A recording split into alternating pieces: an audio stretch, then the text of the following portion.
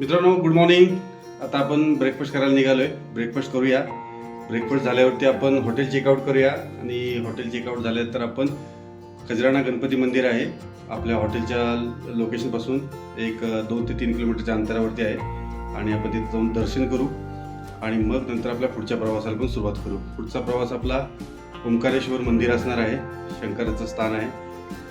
पण आता आपण हॉटेल चेकआउट करतोय. ओके, तर चला आपण प्रवासाला सुरुवात करूया.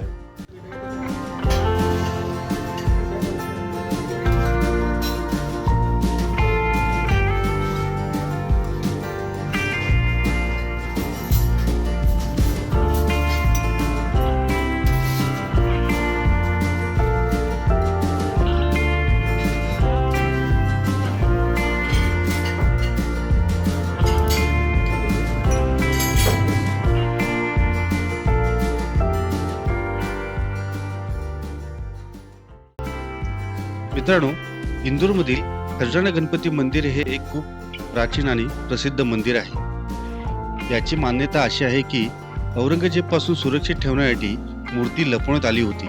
त्यानंतर सन 1735 मध्ये याची स्थापना राणी अहिल्याबाई होळकर यांनी केली. या ठिकाणी खूप सारे देवी देवांचे मंदिरे आहेत व त्यामुळे या ठिकाणी आल्यावरती देवी देवांच्या मंदिराचे तुम्हाला दर्शन करायला मिळते. दर्शनाची वेळ सकाळी 5 ते रात्री 11 वाजेपर्यंत असते. या ठिकाणी बुधवार आणि रविवारच्या दिवशी खूप गर्दी असते. ओ हो क्या बात है, क्या बात है.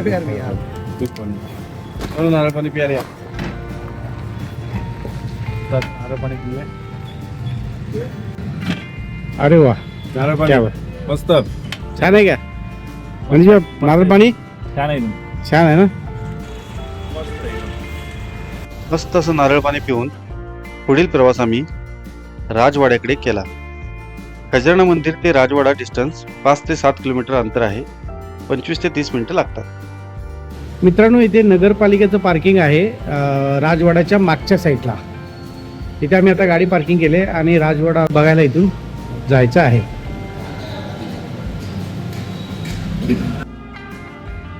मित्रांनो, ही पार्किंग राजवाडाच्या बॅक साईड आहे. तिथे पार्किंग करून तुम्ही बिंदासमध्ये राजवाडा बघायला गेलात तरी चालू शकतो. इंदोरच्या मध्यभागी मल्हारराव होळकर यांनी 1747 मध्ये बांधलेला हा राजवाडा पॅलेस आहे. हा राजवाडा 7 मजली आहे, ज्याचे खालचे मजले हे दगडाने बांधलेले आहेत व वरचे मजले लाकडाने बनलेले आहेत. त्यामधील हा एक गणेश हॉल आणि प्रमुख बाल्कनी आहे. हे सकाळी 10 वाजल्यापासून संध्याकाळी 5 वाजेपर्यंत खुले असते आणि सोमवारी बंद असते.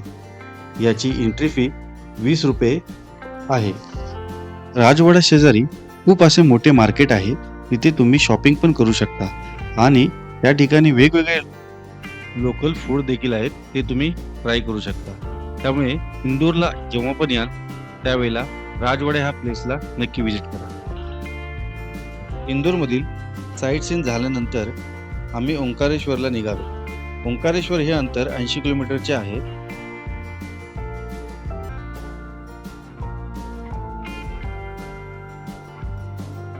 नमस्कार मित्रांनो, आम्ही आता शिमरोलला आहोत.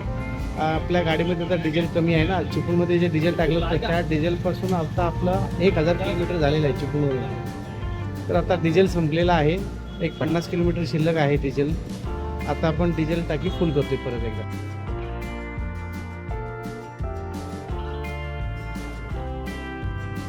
मित्रांनो, इंदोर ते ओंकारेश्वर हा रस्ता जरा खूपच खराब आहे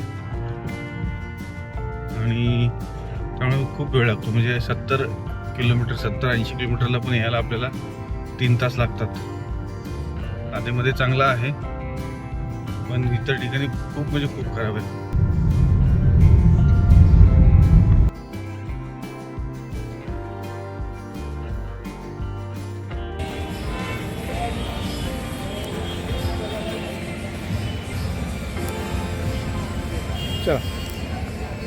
चला मित्रांनो, आता आपण ओंकारेश्वरला आलो.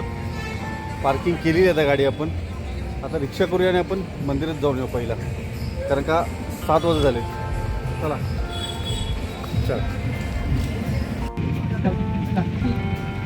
मित्रांनो ऑटो रिक्षामधून आम्ही बसून चाललोय गाडी पार्किंग करून.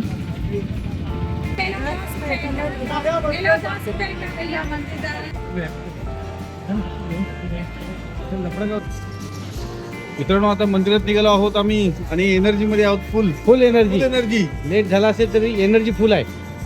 आम्ही थोडं शॉपिंग करत बसतो थोडं म्हणून थोडा उशीर झाला. लेट झालं. ठीक आहे काही हरकत नाही पण आम्ही जेवढे प्लेसेस तुम्ही कव्हर करणार. ओंकारेश्वर ज्योतिर्लिंग हे भगवान शिवच्या 12 पवित्र ज्योतिर्लिंगपैकी एक आहे, जे मध्य प्रदेशातील खंडवा या जिल्ह्यात नर्मदा नदीच्या काठावर आहे आणि मामलेश्वर ज्योतिर्लिंगासह याला एकच ज्योतिर्लिंग मानले जाते. हे ज्योतिर्लिंग नैसर्गिकरित्या ओम या आकाराच्या टेकडीवर वसलेले आहे. नर्मदा नदीच्या दक्षिण तीरावर असलेले मामलेश्वरचे मंदिर हे देखील ओंकारेश्वरचा भाग मानला जातो. त्यामुळे दोन्ही मंदिराचे दर्शन घेतल्यास ते पूर्ण मानले जाते.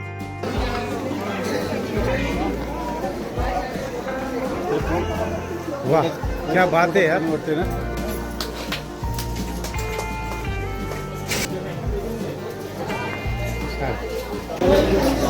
इथे आता आपण चप्पल काढूया. इथे आता प्रसाद घ्यायला लागेल आणि फुलाची छोटीशी करडी घ्यायला लागेल आपल्याला आणि आपण दर्शनाला जाऊया.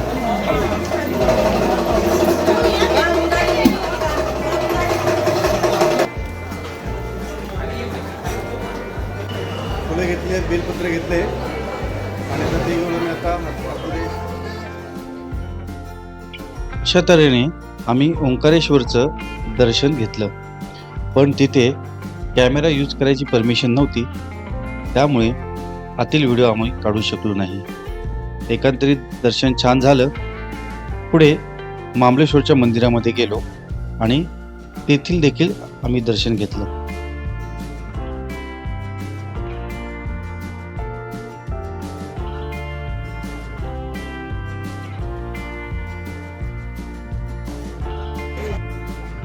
दर्शनानंतर आम्ही शेजारीच भोजनालयामध्ये जेवण घेतलं आणि जेवण झाल्यावरती आम्ही थेट पार्किंगकडे निघालो.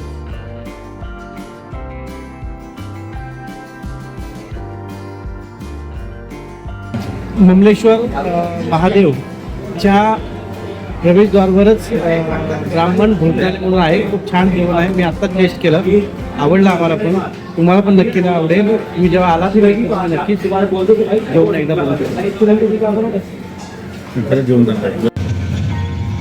मित्रांनो आता आपण परत निघालो आहोत पार्किंगकडे. आपलं ज्योतिर्लिंगचं दर्शन झालेलं आहे छानपैकी मस्त. थोडंसं ज्योतिर्लिंग जवळ थांबू देत नाहीत, आपले ढकलत राहतात, पण ठीक आहे दर्शन करून घ्यायचं. गर्दी फार कमी होती. 1 तासामध्ये आमचं दर्शन झालेलं आहे. तर आता पार्किंगला आम्ही परत निघालो आहोत गाडी. चला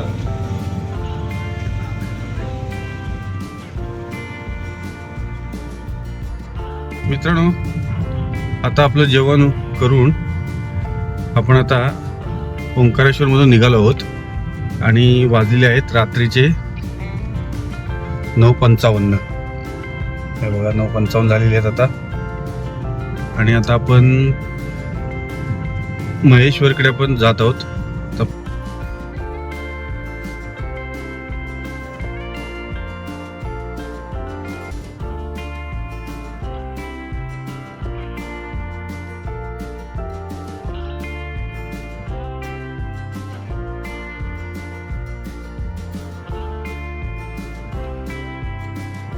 तर फायनली आम्ही रूमवरती आलो आहोत. आता हॉटेल बुक केलं होतं आम्ही ऑन द वेज.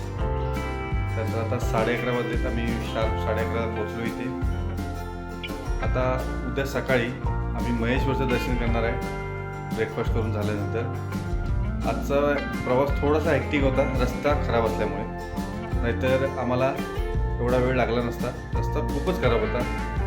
70 किलोमीटरला आम्हाला जवळजवळ 3 तास जर्नी करावी लागलेली आहे. आणि इंदोर ते ओंकारेश्वर ह्या रस्त्यावर आम्हाला जास्त उशीर गेला. आणि इंदोर ते ओंकारेश्वर ते महेश्वर हा एक 70 किलोमीटरचा प्रवास होता, पण हा रस्ता पूर्णपणे छान आहे, त्यामुळे त्याला एवढा जास्त वेळ लागला नाही. तर भेटूया आपण उद्याच्या ब्लॉगमध्ये मित्रांनो. त्यामुळे good night bye take care sweet dreams.